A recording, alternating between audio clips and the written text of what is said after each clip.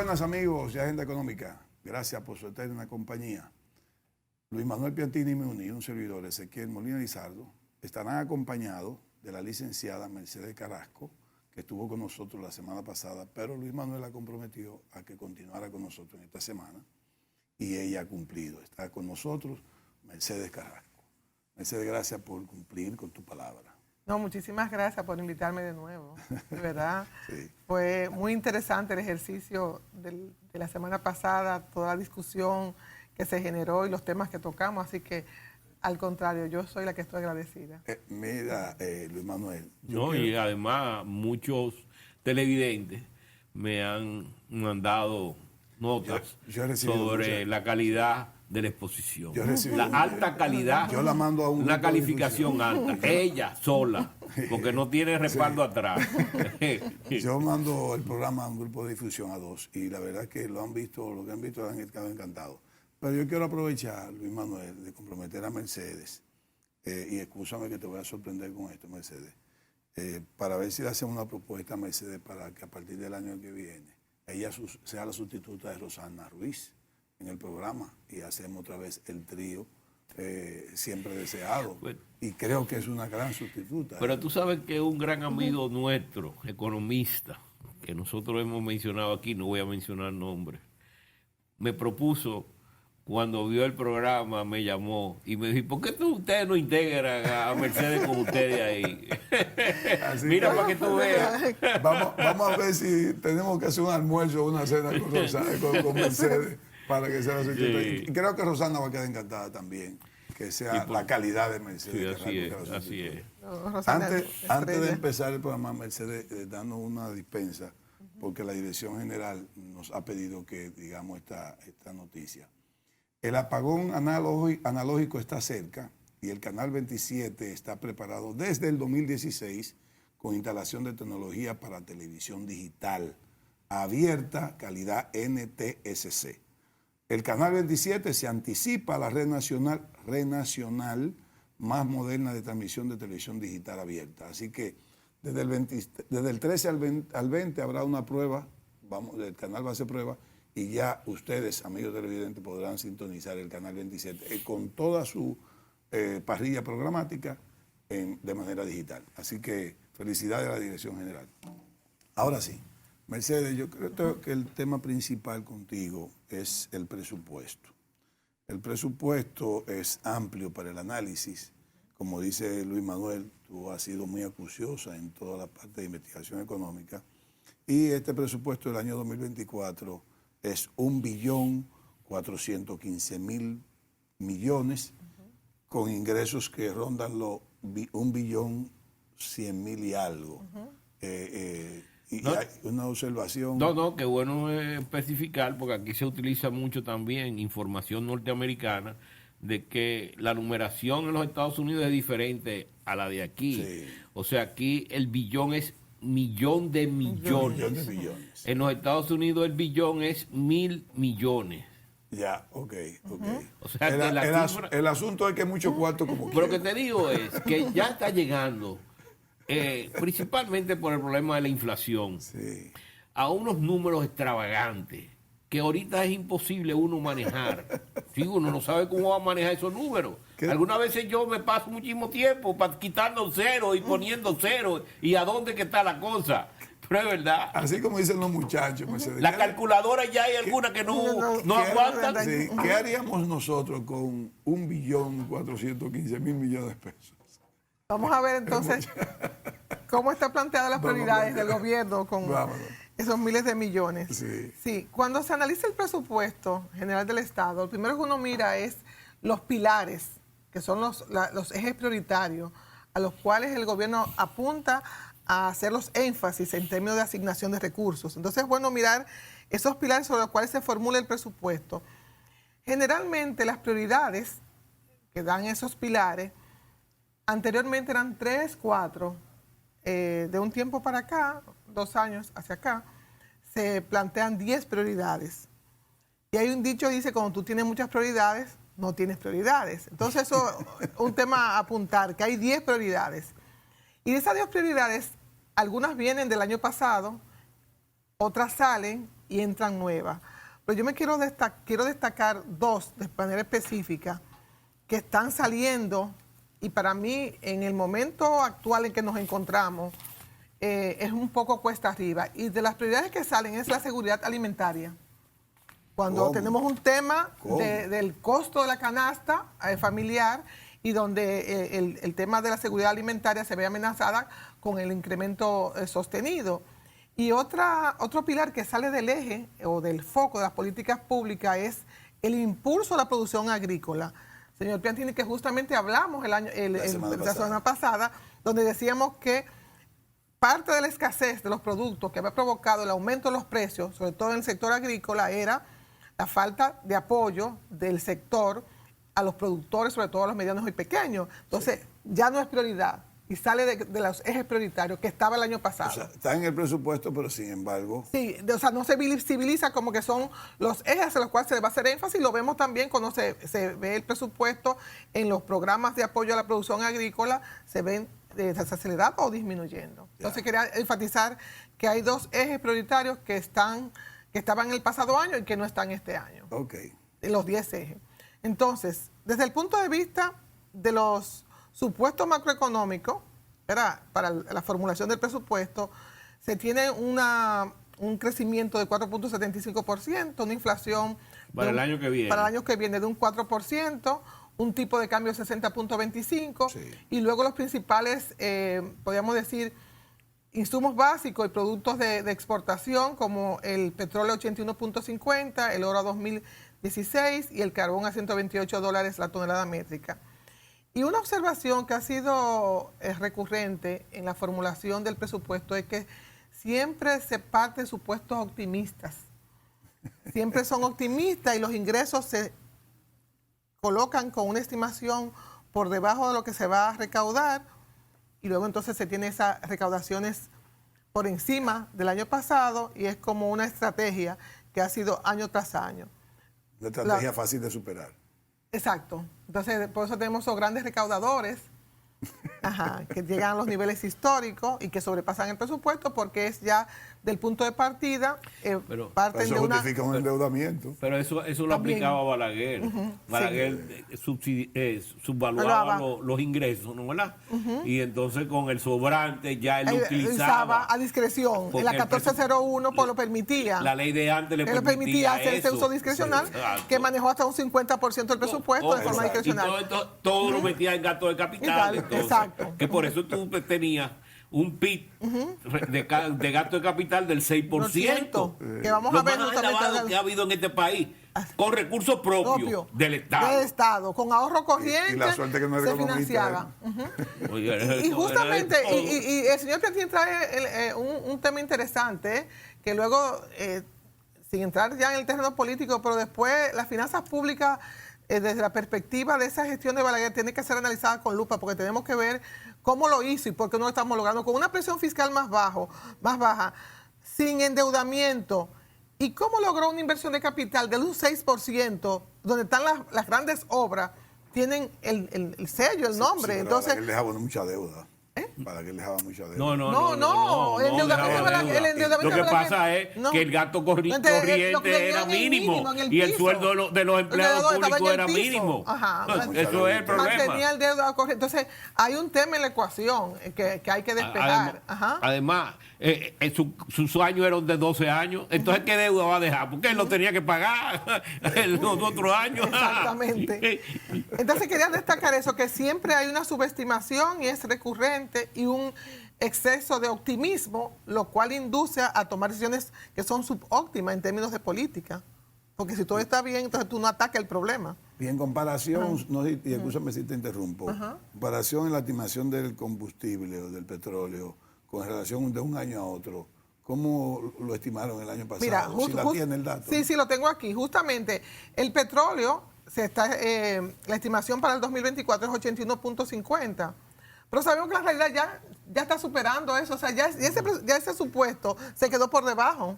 Sí, pero podría ser promedio. Ese promedio, pero, un bajón grande. Sí, puede ser que termine promedio 82. Sí. Exacto, pero ya nos estamos colocando que para el 2024 partimos de un petróleo que se parece mucho a lo que estamos teniendo ahora en el 2023. Y además que se está hablando de un petróleo a 150 y 175, algunos. En el escenario extremo ¿verdad? del conflicto de Hamas con sí, Israel. Exacto, por Irán. Exacto, entonces Hubo ahí... un bajón ahora por la falta Sí. de demanda. Sí, bajó a 75, estaba.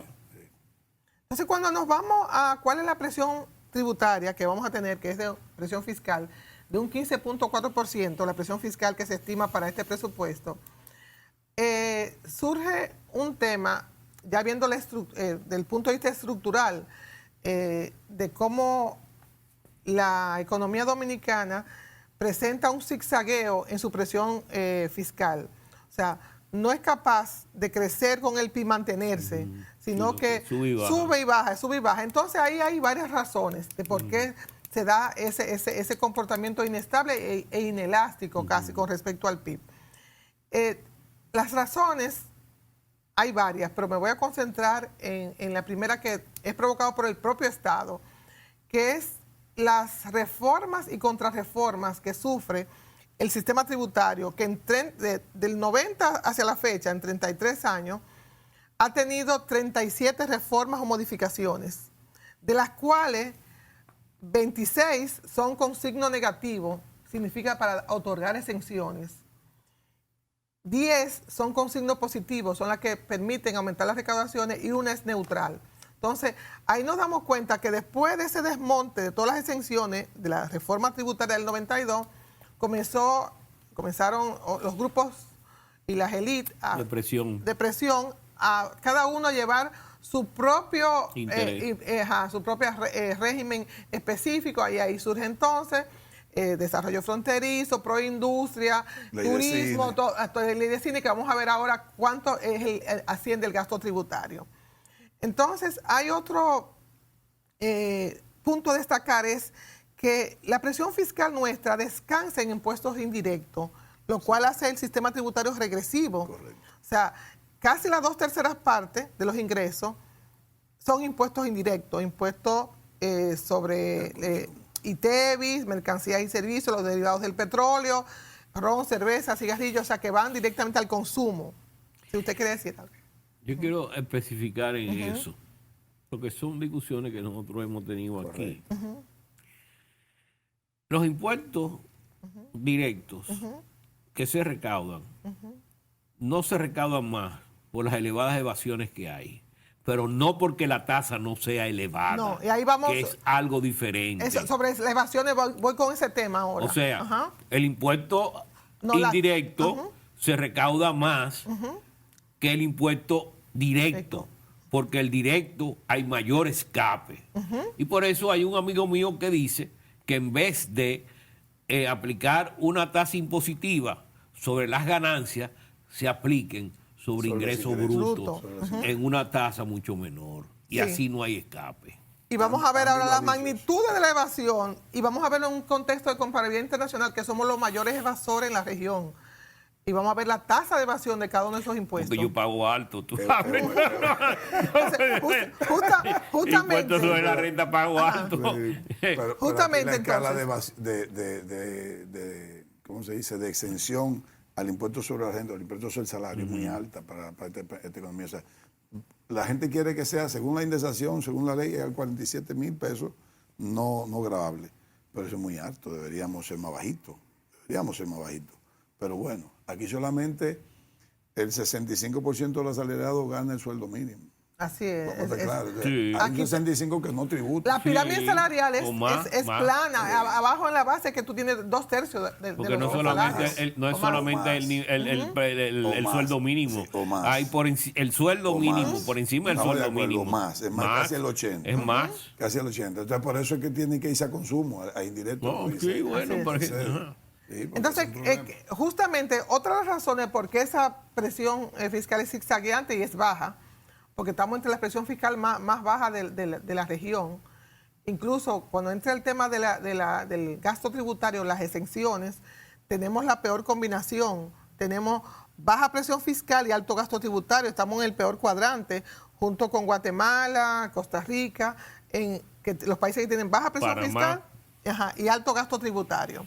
Entonces, cuando uno hace una comparación a nivel de la región, República Dominicana encabeza el incumplimiento tributario, que no es más que la evasión del ITEVIS o el IVA para los demás países, Sí. que es nuestro IVA, el ITEVIS, con un porcentaje de un 43.58% se evade del ITEVIS, o sea, casi la mitad. ¿Cómo calculan eso, Mercedes? Porque yo siempre he tenido mis dudas sobre eso. Sí, Sí, Porque compra. Pero el Compra. problema es que yo entiendo que ahí ponen los productos que no son, que nunca han sido grabables con el ITEVIS, como el arroz, No, el huevo, eso sale del ejercicio. en el gasto tributario. Mira, un primer ejercicio hicimos, señor Prentice, estando usted en el banco, estando nosotros en el banco, con la matriz insumo-producto. Sí. Se toma el teórico de lo que tenemos la producción total Exacto. del cada bien, entonces se calcula por el teórico, en ese entonces era 16% o 14%, y tú estimas entonces cuál sería lo que tú recaudarías Correcto. teóricamente. Entonces,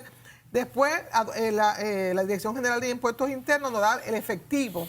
Entonces, cuando tú ves la brecha entre lo que tú debiste recaudar y lo que efectivamente, entonces esa diferencia es lo que te da el porcentaje de Ya, evasión. ya, ok. Entonces, justamente este instrumento... No es perfecto, pero es No, un está bien. aproximado. Tiene Es un una aproximado. forma de Tiene un margen de error. Entonces, en incumplimiento del impuesto sobre la renta a las personas jurídicas, somos el cuarto país con mayor evasión en la región, con un 61.89%. No, ¿Y cómo tú se ves. logra eso?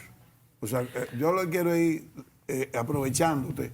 Pues, Sí. ¿Cómo logramos que el salario se evada con el salario cuando eso está No, registrado? no, esas son las rentas personas Es que no es jurídicas, no son las solamente empresas. salario. Son las empresas. Ahí está incluido las dos categorías. No, tengo las dos categorías de forma diferente. Y los ingresos de los liberales. de los liberales. Los liberales no Los pagan. Eso es médicos, correcto, sí. ajá, El abogado, los- el los- médico. Ahí está la sigue. persona Sí, física. sí, Ajá. sí, el ingeniero. Pero, ese, exacto. sí, Ujú. correcto. Economista. Sí.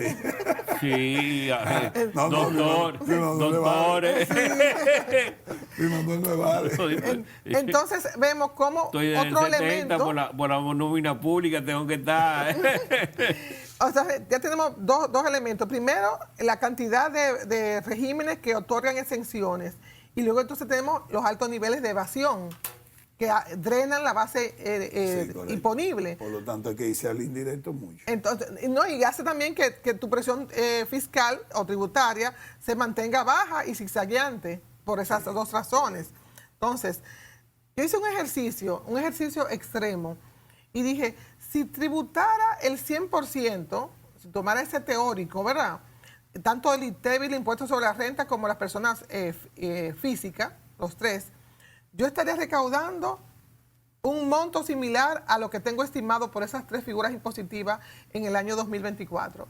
862 mil millones adicionales. Solamente por esas tres figuras, O sea, si yo recaudara el 100%, claro, que es un ejercicio extremo. Si me voy a un ejercicio intermedio y digo, pero vamos a tener un nivel de evasión como está el promedio de la región, vamos... Un 17. Ajá, exacto. Me fui a la mitad, ¿verdad? Un 20 y pico, donde está alrededor la mediana, México, los demás países. Y ahí entonces yo tendría una recaudación adicional de 431 mil millones. Solamente con Tuviéramos eso. superávit primario. Superávit desde el punto de vista de todas las cuentas. Claro. Con un esfuerzo de la administración tributaria. Entonces, volvemos a la pregunta, como hicimos en la semana pasada. ¿Cómo lo han logrado esos países? Entonces, fortalezcamos la administración tributaria, vayamos a hacer una pasantía. Ahí está el problema. Hacer una pasantía como lo hicieron y hagámoslo, no seamos tan optimistas quizás de llegar al 100 y vayámonos con el 25, después el 50%. Porque no es la reforma fiscal, Ajá. el problema es Hay un que problema quitar de el administración problema, tributaria. Que aquí hubo un salto en eficiencia de administración tributaria en unos años y luego se ha quedado subiendo, pero muy poco con relación a las necesidades que tiene el país, ¿verdad? Realmente la eficiencia tributaria en sentido estricto ha sido muy baja. Yo creo que en los tiempos de Juan Hernández se logró un punto por eficiencia, un punto del PIB. Y a partir también de que cogió de base la reforma fiscal del 92. También. Que prácticamente comenzó a aplicarla en el 96. Así es. Entonces, un gran tema también que debe ser un motivo de discusión antes de abocar una reforma fiscal es el tema, señores, del gasto tributario o las exenciones que el gobierno se desprende de manera voluntaria de esas recaudaciones para promover un objetivo específico de políticas públicas, para promover un sector. Entonces, aquí ya el gasto tributario alcanza un 4.6% del PIB, 340.000 millones está en el presupuesto contemplado en exenciones tributarias. De esas, Eso vuelve a ser un 6%. 4.6. 4.6%. del PIB. 4.6. De eso, si yo hago la separación, lo que va a sectores productivos y lo que va a hogares, que es básicamente las excepciones al ITEVI, que es generalizado a las personas físicas. Y igualmente, no importa el quintil que sea, que eso es un tema de que es universal. Pero vayámonos a las empresas, que son 185.000 millones. Hice un gráfico y extraje en estos últimos 4 años qué se le está otorgando y cómo ha venido comportándose. Zonas francas, minería, desarrollo fronterizo. Esos son los incentivos. Los incentivos, los Yo quiero gastos. que tú, ese detalle, comiences a decirnos a partir del próximo segmento. Perfecto. Así no perdemos el hilo. Quédese con nosotros.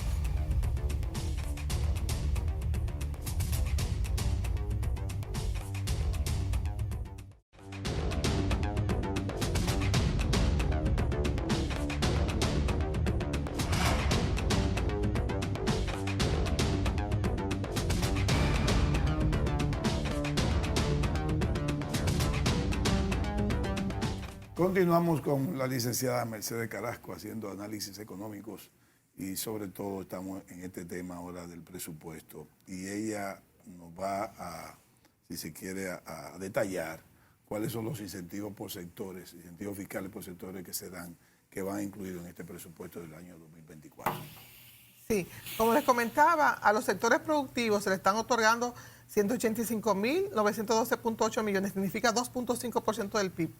Yo hice, vamos a hacer, porque son varios sectores, pero vamos a hacer quizás los que más reciben y los que han tenido un crecimiento más acelerado en estos últimos 4 años, que son zonas francas, minería, desarrollo fronterizo, proindustria, turismo, mercado de valores y sector cinematográfico. Mercado de valores, eso sí me llama la atención, pero yo tengo mi tema con turismo y con cine. Sí. No, y minería. Y minería. Porque minería tiene contratos combustible. específicos en términos de, por ejemplo, la Rosario no, La Barrigolf. Sí. Pero hay exenciones en esos contratos. Pero el combustible, Y ¿no? asciende, por ejemplo, a 6.000 millones. No son cifras menores, ¿eh? 6.300 millones de pesos. Ajá. Pero excepciones en la parte de energía, tú dices, por ejemplo... En el uso minería, de- por ejemplo, en minería se le otorga por ITEVIS, por impuestos sobre los hidrocarburos, por arancel, Sí. básicamente Y sobre ¿Y, eso. por dónde, y se le saca cuánto? Por ejemplo, por royalty, una serie de cosas. Bueno, aquí estamos en el tema Sí, de la no, exención, no, yo sé, sí, después no, los ya impuestos. entiendo, Ajá. Sí. Tú querías de manera específica ver el turismo. El turismo, ¿cómo? porque el turismo, yo honestamente he defendido que lo mantengan, sobre todo porque de hace unos años para acá lo pusieron generalizado. Antes el turismo era incentivo por algunos sectores, sobre todo en el este, pero ya es a nivel nacional. A nivel nacional. lo cual ya- Y si lo quitáramos, ese desarrollo que tiene el sur, que viene un desarrollo del turismo, yo creo que necesita el sur que se mantenga incentivo al turismo, por lo menos para la parte del sur, Entonces, que tal vez sea focalizado. de nuevo. Eso fue que tenemos 20 y pico de años, desde el 2001, de forma universal, y podemos decir aquí que no hay una evaluación. Pero tú sabes lo que Costo pasa. efectividad. Perdón, Mercedes. Con ese tipo de incentivos a empresas extranjeras, que si no pagan aquí, tienen que tributar en el origen de las empresas. El origen del capital. Nosotros perdemos Y los ellos recursos ganan. Y ellos ganan. y ellos los reciben los otros gobiernos Bueno, así es. a donde la empresa tiene su sede. casa matriz, Ese así es el es. problema. Eso es injusto. Ese es el problema. Eso es ¿Me entiendes? injusto, sí. No, y que no solamente es este solo incentivo. Por ejemplo, en el turismo se exime del impuesto sobre la renta, del impuesto sobre el patrimonio, del impuesto del ITEVIS, El del mobiliario. arancel, es todo está exento. Ha habido mucha mueblería. Entonces pasa de 6.000 millones en 4 años a 12.570 millones. O sea, tenemos un crecimiento de un 100% No me diga. en 4 años. Tenemos, que yo sé que tiene interés también en el sector cinematográfico, en el Sí. cine, que pasa también de 2.000 millones a 5.900 millones. Un Es una crecimiento de un barbaridad. 175% el Y crecimiento. ese hay que revisarlo en grande también, porque hay Y unos cuan- retornos raros. Ajá, y cuando uno observa, los productores de cine están concentrados en 5 o 6 productores y directores, donde se crean esas exenciones, y las empresas que lo financian Correctamente. son las mismas. Correctamente. Entonces, correctamente. Entonces, aquí hay un tema, más allá del tema financiero, es un tema del punto de vista del desarrollo, porque cuando el legislador hizo estas leyes, desarrollo fronterizo, que es también un crecimiento acelerado y que se volvió a extender ahora, hace 2 años, por 20 años más sin haber hecho una evaluación de impacto. Porque ¿cuál ha sido el impacto? Exacto. Eso no ¿Cuál se ha hizo sido el ninguna impacto? evaluación. No se hizo ninguna evaluación. Y el legislador. No se Ley fronteriza, por ejemplo, que ha generado. No se hizo ninguna evaluación y el legislador simplemente lo extendió 20 años más. Ajá. Donde hay un agravante aquí. Estando yo en la Dirección General de Aduanas, hicimos una especie de censo por barrido de esta ley, cuando entrábamos directamente en los regímenes que acompañé al señor Camilo, nos dimos cuenta de 144 empresas, solamente habían 44 en la zona fronteriza, 100 estaban esparcidas en todo el país, Correcto. incluyendo en Punta Cana, Correcto. usufructuando los beneficios. Correcto. Y eso lo acepta el Estado. Y había una de PACA. Entonces, y había una de PACA acá. metida en la- Ajá. ¿De qué? Que se La supone que el desarrollo fronterizo... Una de PACA, que es una importación de PACA. de PACA, cuando Sí, se supone sí. que la ley lo dice, el legislador dice Industrial. específicamente que es para transformación Claro. en un bien distinto a lo que es el insumo. Y hay una que tiene un capital intensivo, pero el 80% de la nómina está en el 20% de los empleados, que son extranjeros, por cierto. Entonces, yo, o sea, lo que pongo sobre la mesa y sobre la reflexión es que no podemos que sea un cheque en blanco cada 4 años, cada año con las exenciones. Pero en los fondos de inversión, Mercedes, o fue algo así que dijiste, que hay un incentivo para algo de inversión. Sí, eso lo que se exime del impuesto sobre la renta cuando emite los bonos Hacienda. O- Ajá, pero eso ya es un instrumento de política y al final, Pero- ¿quiénes que son los que esos bonos? Al o sea, final son... los bonos que yo compro de Hacienda están exentos de exonerados del impuestos. 10%. Sí, exacto. Ya. Sí, hay una 10%. parte.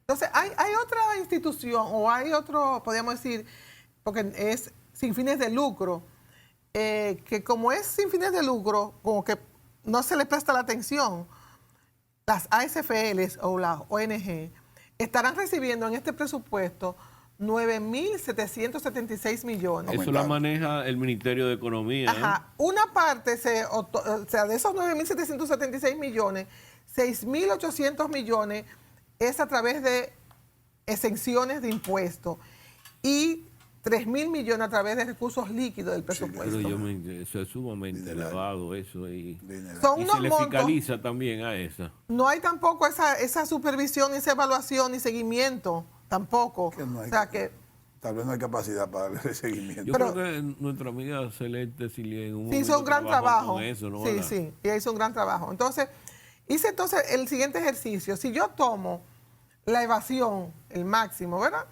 862.000 millones, tomo todo el gasto tributario, 340.000 millones, y sumo esas dos grandes partidas y lo divido con respecto al PIB, yo tengo un 16% más que la presión fiscal en esos dos grandes bloques.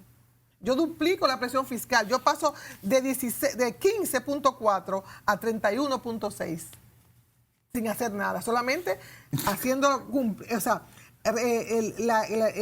podríamos decir... Eso es la cosa reduc- aquí, que nos vivimos hablando disparate en la prensa, tú oyes. Reduciendo la Pero evasión ahí están los números. y ¿tú entiendes? racionalizando el gasto tributario. Ahí están los números. Estos son los números de entrada en cualquier reforma fiscal que se tiene que tomar en consideración. Que vamos a estar claros. Que No reforma- se está buscando que se recuperen 2.200, 2 billones, 200.000 millones, sino que se reduzcan los impuestos para hacer un poquito más justo la parte No, fiscal. hombre, porque un aumento, por ejemplo, que es lo que quieren algunos, de la presión tributaria a través del aumento de los tributos. Tú lo que vas a hacer, primero vas a reducir la motivación de pagar impuestos y vas a crear mayor Exacto, evasión. exacto. Segundo, le vas a dar mayor mala distribución porque vas a beneficiar a los que no pagan impuestos Así es. en una medida mayor. ¿Entiendes? Y crea una desigualdad Entonces, fiscal. hay uno que tienen la boca grande, que se lo tragan todo, Y hay unos que son chiquiticos, que no tienen fuerza para sí, nada. Y por ser chiquiticos, cada vez son más chiquiticos, ¿tú entiendes? Sí, que se trancan de cualquier cosita, pero hay unos que no se trancan nunca. No, Son porque voraces. esos chiquiticos son a los que viven presionando para que paguen, porque son los únicos que pagan. Ese ejercicio que Mercedes hace, lo que sirve precisamente para que las autoridades estatales, no de un gobierno, sino de todo, puedan hacer una mejor política fiscal para crear mejores impuestos más bajitos y que además podamos pagarlo todo, porque también hay que, al evasor hay que castigarlo a partir de que haya una mejores impuestos. Y hay un tema, cuando se dan las exenciones tributarias, se presta la evasión, ¿eh? Cuando se acoge a un régimen tributario, y lo digo también por conocimiento de causa, estando en aduana, por ejemplo, estaban exentos de maquinaria y equipo, y traían insumos y traían bienes de consumo. Sí, Por maquinaria y equipo. sí, porque mire, O sea, tú tenías que supervisar partida por partida, entonces se presta esa evasión también, esos regímenes, o sea, son una sombrilla para tú evadir. sí, porque déjeme decir algo. En aduana, y que me excusen si no es así, eso fue la información que tengo, el director de aduana, para no bregar con los chinos, que es difícil bregar con los chinos, él, tengo entendido que puso $1 millón para todos los furgones que vengan de China, Oye, traídos pero por te China. ha cogido con mi chino. Sí. Bueno, pero es así. O sea, un chino trae una importación, un furgón, $1 millón. Ahí puede él traer, mire, un furgón lleno de lingotes de oro. Va a pagar $1 millón. Entonces yo creo que lo que dice ella es precisamente que cuando tú tienes exenciones, a ti es casi un arma para tú también seguir evadiendo. Claro. Porque ¿quién ha dicho que con eso tú te vas a poner más patriota o más cumplidor? Porque para mí, que en esos furgones los chinos traen de todo. ¿Quién va a traer que pague menos? ¿Tú crees que va a pagar menos el chino? Igual va que a pagar $1 millón por mercancía que paga menos de $1 millón. No solamente el chino, el que no es chino tampoco lo paga. No, pero esta parte que yo digo es para los chinos. ¿No? No, igual también cuando vienen en los contenedores, las remesas en especie, cuando mandan la comida en las cajas, ahí se presta también para traer Sí, claro. bienes que deben pagar impuestos. Claro. Y con el tema de los que traen cosas que paguen impuestos, lo traen. No, yo en el pasado yo traía cajas de comida así, pero yo no vendía cosas raras, ¿no? Era arroz, cosas, pero era para ayudar que yo lo traía más bien. Pues lo que pasa es que yo tengo mi sistema de pensamiento y para mí esto debería ser una zona franca total, el país. Sí, tú has dicho eso muchas veces. Total. Mira que creo que en Costa Rica tienen ese proyecto. Porque así se desarrolló Singapur, se desarrolló Hong Kong, se desarrolló y nosotros somos pequeños como eso, ¿no? Y nos estamos constituyendo en hub. Entonces tú tienes que estar persiguiendo y cada vez es más complicado porque mayor cantidad de artículos y de bienes y servicios y cosas. Complejiza la administración tributaria. Sí. Entonces tú dejas que todo el mundo venga. Mercedes, ¿cuánto que le vamos a dar a educación si tú tienes eso ahí rápido? Sí. Y lo agarras en la ganancia. Porque el 4% es casi 270,000. Sí, en el gasto de educación, un segundito, en la funcional, lo vemos ahora, está en el orden. Okay. Siguiendo con el tema del punto de vista tributario, recapitulando, entonces tenemos altos niveles de evasión, y encabezando la región, baja presión fiscal y alto gasto tributario que también encabezamos la región.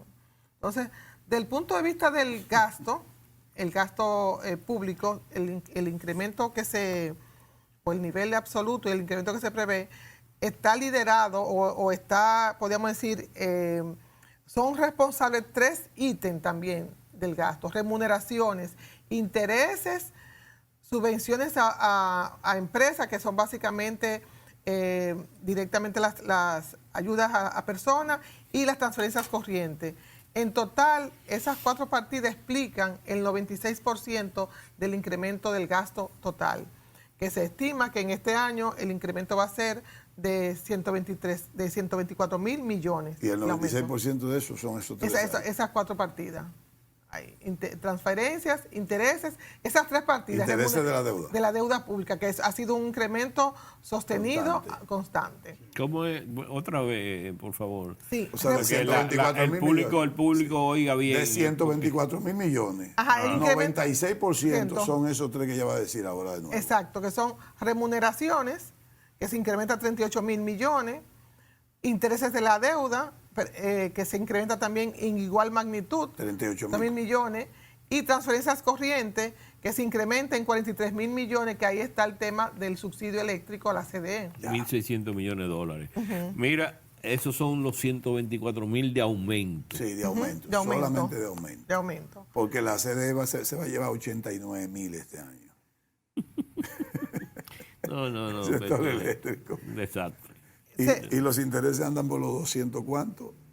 Por ahí. Los Ella intereses mira de la después. deuda fue lo que lo dije. No, es el incremento. lo que El incremento y el nivel absoluto de los intereses es de 263.816 millones. 263. 3 mil millones. 263. 263. La totalidad. La Sí. totalidad. Estamos hablando de un 3 y pico, 3.2, 3 puntos Sí, del PIB. Del PIB. Ujú. Es mucho dinero. Es mucho dinero. Y esos son los intereses nada más. Interesante, Ahí que no- si ahí toma no- la amortización, ahí no está la ajá, amortización. no. Sí. Pero tan alto, 3.2% 3.2 por ahí anda. del PIB. Sí, anda por ahí. 3% del PIB, 3% del PIB. Sí, Ajá, sí, el 3% del cálculo PIB. medio Ajá. rápido. Más el 4% del PIB, o sea que educación y los intereses Ahora se vamos- llevan ahora la vamos a ver, mitad ajá. del ingreso tributario. Aquí justamente Prácticamente. tengo un ejercicio que hice sacando la Prácticamente, esos dos. desde el punto de vista de la rigidez del presupuesto, y nos damos cuenta en estas tres partidas, justamente, intereses de la deuda, incluyendo los intereses del Banco Central. Sí, que no se pagan. Ajá, bueno, pero incluyéndolo. El Ministerio de Educación, que son 296 mil millones, representa un 26%, y el tema eléctrico, los tres representan el 60% de los ingresos del gobierno. No vamos a tener desarrollo. Porque entonces la educación es Ya, mala. Porque o sea, si, la si rigidez esa educación ya- fuera buena como la está haciendo la Costa O sea, Rica, fuera buena inversión. Que cuando tú te pones a analizar, o sea, un sector eléctrico que va a ser pérdida, un tema educativo que al final no tienes la calidad de la Correcto. educación, y luego intereses de la deuda, que es un gasto financiero para pagar el endeudamiento, entonces tú te quedas, ¿cómo vas a sostener el desarrollo? Exacto. Si estas tres partidas ya te absorben el 60% del presupuesto. O sea, realmente la situación es crítica. Es muy crítica. Hay una medida de política cuando... Hay que aumentar los ingresos sí o sí, lamentablemente, aunque con eso tengamos... No, y que también el gasto público migrar a un presupuesto por resultado. Se comenzó desde el año 2019, en la gestión pasada, a formular y diseñar los programas desde el punto de vista de tener un problema de política pública identificado, hacer el costeo de lo que se requiere, resolver ese problema y sobre eso construir indicadores de desempeño para monitorear la ejecución de ese presupuesto. Es lo que permite que efectivamente tú tengas un gasto de calidad, que eso fue lo que se dijo que se iba a gastar más con menos. Pero si no se tiene un presupuesto que se diseñe y se ejecute por resultado, realmente vamos a seguir con el mismo procedimiento o la estrategia de incrementalista. Aumentamos, si tenía 100, aumentame a 150, sin saber qué yo voy a rendir como resultado y qué yo voy a tener como del punto de vista de que voy a resolver como problema de políticas públicas. Entonces, yo quería hacer el foco de atención es que se diseñaron en el 2018 y 2019 12 programas orientados a resultados. Entonces, uno esperaría que eso fuera incrementándose, esos programas. Entonces, nos quedamos que estamos exactamente los mismos 12 programas. ¿Usted quiere hacer una Los pregunta? mismos 12 programas. En base a eso, 12, aunque cambiaron la composición. Ujú. que viene la evaluación, ¿no? ¿Verdad? Para tú obtener la productividad, ¿no? ¿Verdad? De los programas. ¿no? ¿Verdad? Eficiencia y efectividad, Exacto. medir los indicadores de desempeño. Ujú. Ahí apareció en estos días un seminario sobre los gastos de capital. Que unos diseños para formular la transparencia, no solamente la transparencia, sino el resultado en términos de producto, ¿no? Del manejo de esos recursos. 2%. Justamente. Cuando tú estás hablando de un 2%, no es que justamente. tú vas a ver el ¿Cuánto va a ser impacto de eso, para este presupuesto? 1.5. Bueno, 1.5 del gasto asignado a total. Del gasto total, solamente hay 12 programas diseñados bajo ese esquema de presupuesto por resultado. Que tú tienes que estás buscando resolver un problema, que busca indicadores de desempeño, que hace el costeo ya con los insumos que se requiere para tú resolver el problema de políticas públicas. Solamente están diseñados 12 programas que representan apenas un 1.5% del gasto total. Tú vas a mencionar lo voy a mencionar los programas. Vamos a dejarlo para el próximo segmento. Quédese con nosotros, amigos.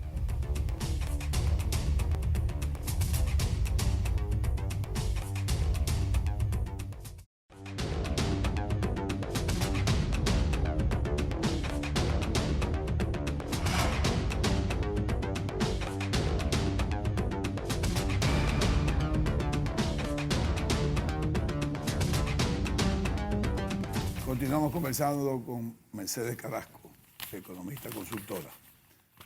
Tú nos ibas a dar a definir los 12 programas que están contemplados en el presupuesto para Sí, fines de... voy a citar de los 12 como los 4 más relevantes, ¿verdad? No, puedo mencionar los 12, Sí. pero comienza por los 4 más relevantes, pues el tiempo no nos da. Sí, porque quería tocar otro tema, pero igualmente Bueno. lo enumero. Ajá. Está salud materno-neonatal. O sea, sabemos que tenemos un problema con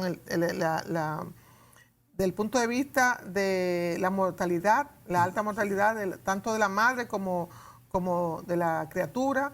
Y ese programa tiene asignado, que es lo que más tiene asignado, 2.069 millones. que por cierto... Pero está dentro del presupuesto de salud. Es bueno... O Sí, está aparte. no, ese programa está desarrollado por el Servicio Nacional de Salud. Ok. Es bueno en ese tipo de cosas hacer algunos comentarios calificativos. En ese ha sido muy afectado por las madres y los niños haitianos. ¿Por qué? Porque son madres Llegan tarde. desnutridas.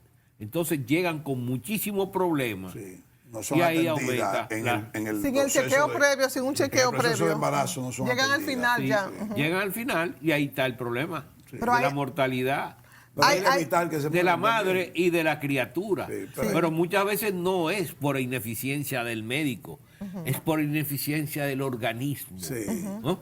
sí. Pero Sí. tal vez si se invierte un poquito Pero más. se ahí salvan también hay algunas otro vidas. tema, que es el De embarazo. Haití tú no puedes controlar eso. Sí, está las migrantes, pero también está un tema del embarazo de adolescentes, que también te genera esa pérdida del bebé y la muerte también exacto. de la madre. Entonces, ese programa de prevención de embarazo de adolescentes, ¿verdad?, que va a impactar esta salud materno-neonatal, Sí.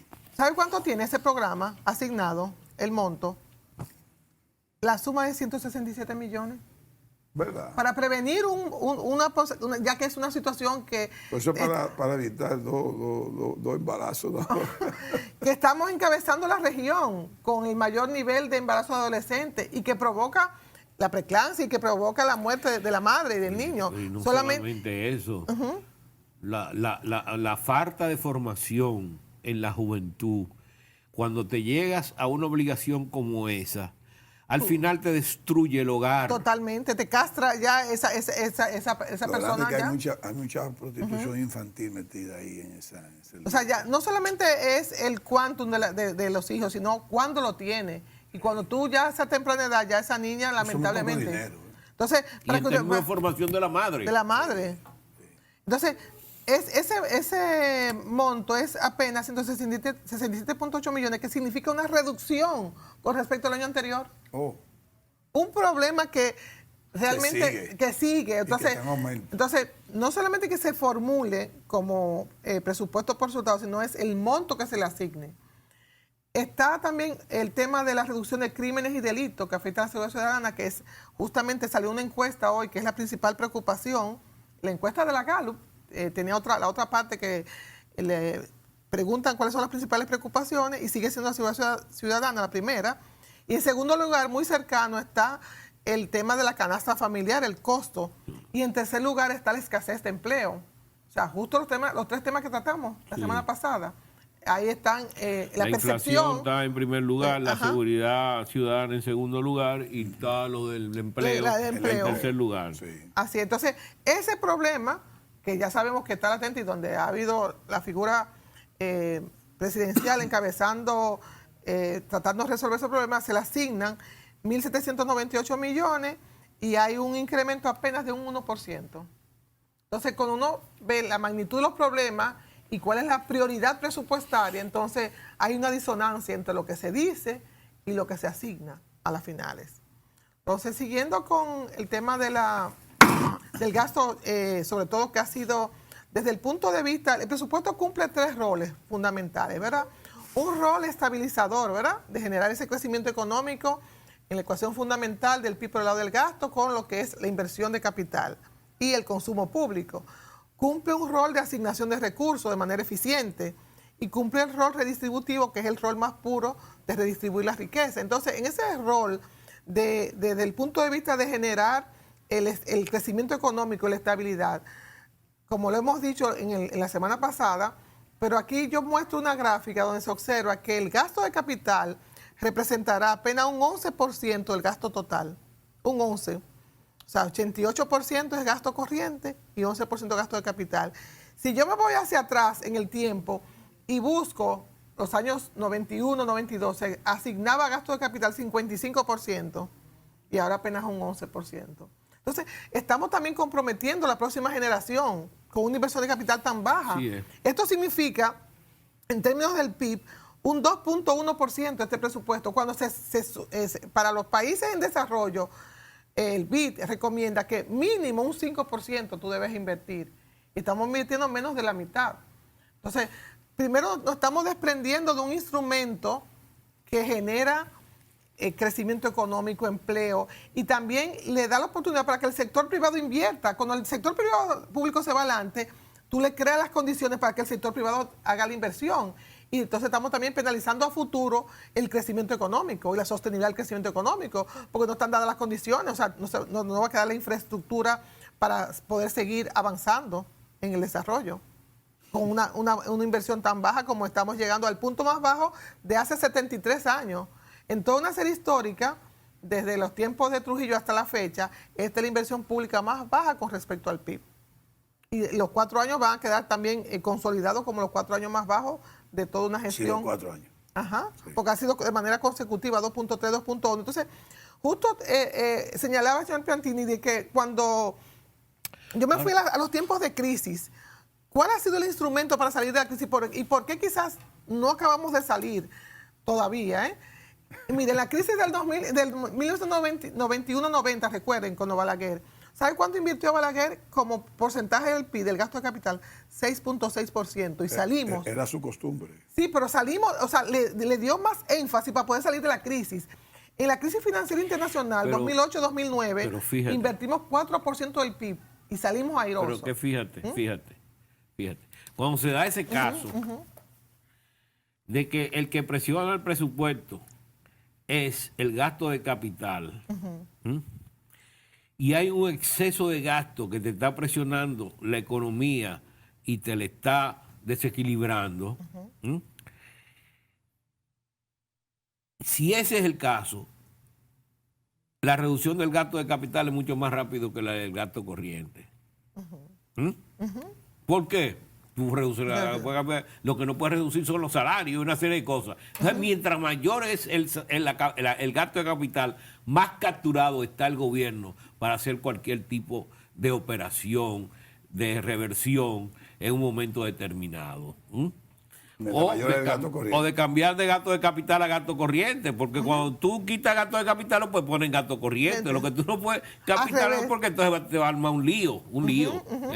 Ese es el problema también de estos gobiernos que aumentan demasiado el gasto corriente, que no hay forma de salir de los programas sociales también Ahora, a eso iba, Mercedes. 2 minutos tenemos. El problema es, cuando tú ves el gasto y tú mencionas gasto de capital, ahí, por ejemplo, el recurso humano como gasto de capital en términos de salud y de educación no se computan. No, usted trae un punto importante, el punto de vista de la inversión de capital. Esta inversión de capital es construcción y maquinaria de equipo.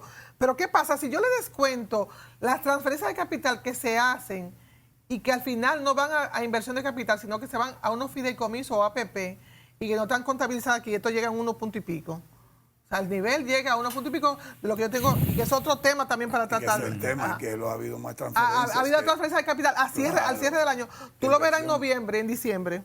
Transfiriendo al final del año. Sí. Eso es práctica en los últimos 2 años, 3 años. Sí, transfiere. Entonces, el neto todavía es mucho menor, ¿eh? Si yo descuento la transferencia de capital. Entonces también lo que ha limitado es que han tenido muchos programas sociales. Y eso es una costumbre casi mundial que han cogido. Pero no son, si tú lo pones en la balanza, ese no es el fuerte fue intereses. Como te dije, transferencia a la CDE, tú viste cómo se te explica el 90%. Y remuneración. Y remuneraciones, ahí que están los 3 grandes montos. Obviamente se han dado los subsidios. Entonces, el tema de la inversión de capital, que quería verlo en el tema del territorio. Define en los 30 segundos que queda la parte de remuneración, porque eso quedó solamente en el concepto.